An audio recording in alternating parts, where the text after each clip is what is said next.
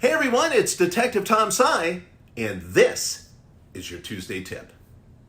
Whenever you start telling people that you're applying for police positions, undoubtedly advice is going to start coming your way, which is a good thing.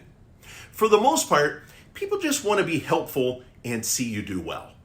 But if there's one thing we've learned from applicants who have struggled during the testing and hiring process, it's don't take advice from someone who didn't make it through our process. And that's not to be mean or to think that someone will purposefully try to get you to fail. The reason is really quite simple. People who didn't make it or haven't been through our process really have no idea how to be successful. Otherwise, they'd be here in this video talking to you. Your best bet? Check out our instructional videos and posts right here on social media. Study the testing tips and materials provided on our website. And when you can't figure something out, ask someone on our recruiting and background staff. We're always willing to help. That's the biggest piece of advice we can give you about taking advice. That's your Tuesday tip.